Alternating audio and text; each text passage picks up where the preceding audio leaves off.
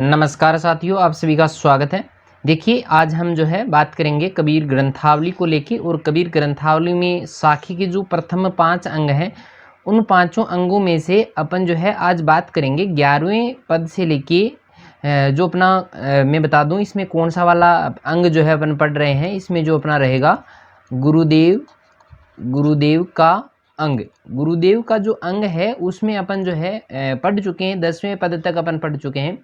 अभी अपन आज जो है 11वें से लेके जो 20वां हमारा पद जो रहेगा उसको लेके अपन बात करेंगे। इसके संपादक जो रहेंगे वो रहेंगे श्याम सुंदर दास। तो चलिए शुरू करते हैं आज के इस वीडियो को। देखिए, हमारा पहला ही जो पद रहता है यानी 11वां जो पद रहेगा कि पीछे लागा जाए था लोक वेद के साथी। तो पीछे लागा का मतलब पीछे लागा यानी अनुयायी बनना। पीछे लागा का मतलब क्या होता है? अनुयायी बनना, यानी किसी के पीछे पीछे हो जाना। और लोक वेद के साथी, साथी यानी साथ हैं। आगे सतगुरु मिला, कौन मिल गया भाई? सतगुरु मिल गया। दीपक दिया हाथी, हाथी यानी हाथ में, हाथी यानी क्या होता है? हाथ में। दीपक कहाँ दे दिया भाई?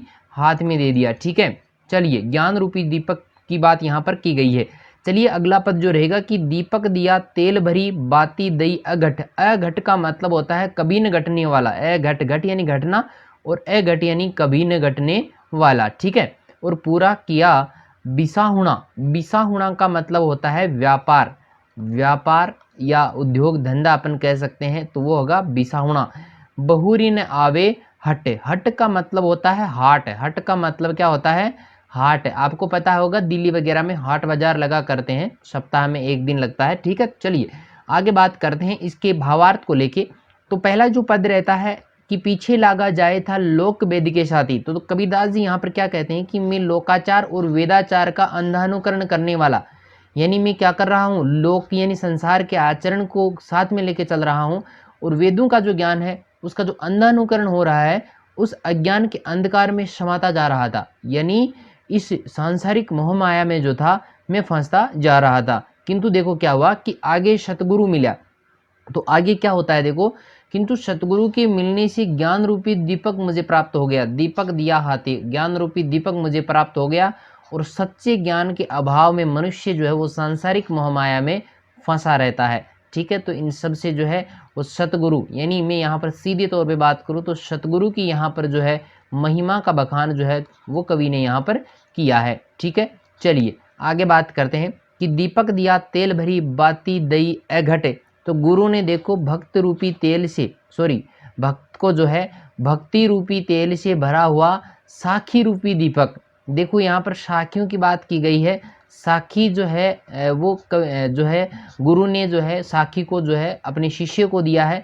तो साखी रूपी दीपक मेरे हाथ में दे दिया है, और जिसमें कभी न समाप्त होने वाला तत्व ज्ञान रूपी बातें डाल दी हैं। यानी दई अघट, कभी न घटने वाली, कभी न समाप्त होने वाली ज्ञान रूपी जो बातें हैं वो उसमें डाल दी हैं।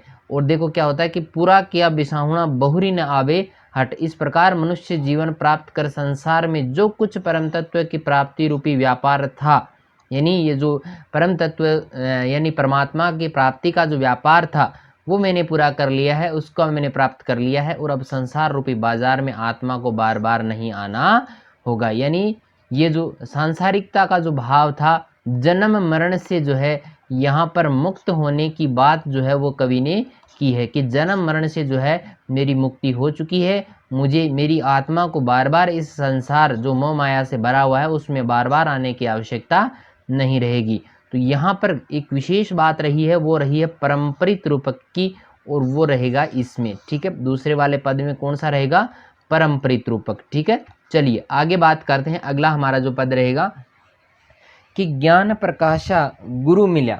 प्रकाशा यानी प्रकाश, गुरु मिला सो जिनी बिसरी जाए। बिसरी का मतलब होता है भूलना। बिसरी का मतलब क्या होता है?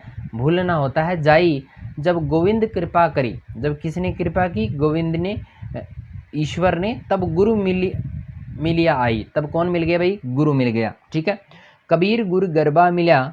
गरबा यानी होता है गर्व से भरा हुआ, गौरव से भरा हुआ।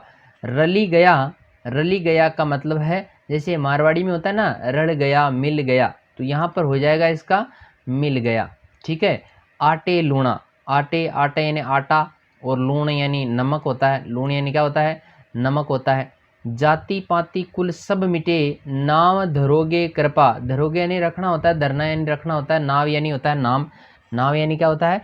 नाम होता है, ठीक है। वो नाव नहीं है, वो बोट नहीं है भाई, ठीक है। चलिए आगे हम बात करते हैं इसके भावार्थ को लेके। तो देखो कबीर क्या कहते हैं कि गुरु के मिलने पर हृदय में ज्ञान का प्रकाश फैल गया। ज्ञान प्रकाशा गुरु मिला, कि गुरु के मिलने पर ज्ञान का जो प्रकाश था वो मेरे हृदय में फैल गया। और ऐसे गुरु को कभी भूलना नहीं चाहिए। सो जिनी बिसरी जाई, ऐसे गुरु को कभी भूलना नहीं चाहिए। क्यों? क्योंकि जब प्रभु की कृपा हुई तभी सच्चे गुरु का मिलन हुआ। क्योंकि जब गोविंद कृपा करी तब गुरु मिलिया आई। जब गोविंद यानी ईश्वर की जब कृपा हुई तब ऐसे गुरु के दर्शन हुए हैं, ऐसा गुरु मिला है। तो यहाँ पर कबीर ने जो है सतगुरु की प्राप्ति के लिए ईश्वर की कृपा जो है वो भी स्वीकार की है। चलिए आगे बात करते हैं दूसरे पद में कि कबीर गुरु गुर गरबा मिला रली गया आटे लूण। तो कबीर कहता है कि गुरु की महिमा का बखान करते हुए क्या कहते हैं कि गुरु के मिलने से ऐसी अभेद अवस्था प्राप्त हुई जिससे आटे में चुटकी भर नमक मिलने से होती है। देखो आटे में चुटकी भर नमक मिलता है तो दोनों का भेद मिट जाता है, दोनों एक समान हो जाते हैं। तो उसी प्रकार गुरु के मिलने से भी मेरे अंदर ऐसी अवस्था पैदा हो चुकी है। और सच्चे गुरु के मिलने से क्या हुआ? जाति पाति कुल सब मिटे, नाव धराणे कुल। तो देखो सच्चे गुरु के मिलने से जाति पाति का जो भेदभाव था वो भी नष्ट हो जाता है और गुरु के गौरव से शिष्य को जो है एक नई पहचान भी मिल जाती है। ठीक है, समझ में आया होगा पूरा का पूरा। चलिए नेक्स्ट पद को लेके बात करें। देखिए जाका गुरु भी अंधला, जिसका गुरु भी अंधला यानी अंधा है, चेला खरा निरंद। निरंद का मतलब होता है मूर्ख, निरंद का मतलब क्या होता है? मूर्ख। जिसका गुरु ही अंधा है तो उसका शिष्य तो कैसा होगा? मूर्ख ही होगा, ठीक है। खरा का मतलब होता है विशुद्ध रूप से, शुद्ध रूप से या विशुद्ध अपन जिसको कह सकते हैं, ठीक है। अंधा आंधो ठेलिया, ठेलने का मतलब धखाना होता है, धक्का देना होता है। दोनों कोप पड़ंत, कोप यानी होता है कुआं और पड़ंत यानी पढ़ते हैं, दोनों यानी दोनों, ठीक है। ना गुरु मिल्या ना शीश भया, शीश यानी होता है शिष्य, शीश का मतलब क्या होता है? शिष्य होता है। लालच खेया दाव, खेया नहीं खेना होता है, ठीक है। दाव यानी होता है वैसे दावा होता है, जंगल को कहते हैं। दोनों बूढ़े धार में चढ़ी पाथर की नाव, पाथर यानी होता है पत्थर, पाथर यानी क्या होता है? पत्थर होता है। दोनों यानी दोनों, बूढ़े यानी डूबना, ठीक है। चलिए देखिए इसका भावार्थ को लेकर बात करें तो कबीर देखो कहता है कि अयोग्य गुरु, कि जाका गुरु भी अंधला, यानी अंधला का मतलब अंधा गुरु, अंधा का मतलब अयोग्य गुरु, अज्ञानी। अयोग्य गुरु जो है वो क्या करेगा? चेला खरा निरंद, उसका शिष्य भी क्या है? अज्ञानी। और दोनों ही एक दूसरे के नाश के कारण होते हैं, दोनों ही एक दूसरे का विनाश कर देते हैं। अंधो अंधो ठेलिया दोनों को पड़ंत। जिस प्रकार देखो अंधा अंधे को धक्का मारता है तो दोनों कुएं में गिर जाते हैं, क्योंकि दिखाई तो किसी को देता नहीं ना। और उसी प्रकार अज्ञानी गुरु जो है और मूर्ख चेला दोनों जो है वो पतन के गड्ढे में चले जाते हैं, पतन के कुएं में गिर जाते हैं। चलिए आगे बात करें कि ना गुर मिल्या ना शीश भया लालच खेया दाव, कि जब तक ज्ञानी सदगुरु नहीं मिल जाता तब तक शिष्य का भला कभी नहीं हो सकता। शिष्य का भला तभी होगा जब उसको अच्छा गुरु मिल सकेगा। और देखिए अज्ञानी गुरु और मिथ्या शिष्य के संबंध में केवल लालच के कारण ही हो सकते हैं। भाई अज्ञानी गुरु है और शिष्य है तो उन दोनों के बीच में जो रिलेशन होगा, जो संबंध होगा, वो सिर्फ और सिर्फ किसका होगा? लालच का होगा, ठीक है। तो ऐसे में वे क्या करेंगे? दोनों बूढ़े धार में चढ़ी पाथर की नाव, तो ऐसे में वे पत्थर की नाव पर सवार यात्री के समान मझधार में ही डूबेंगे, क्योंकि पत्थर की नाव कभी जो है आपको नदी पार नहीं करवा सकती, ठीक है।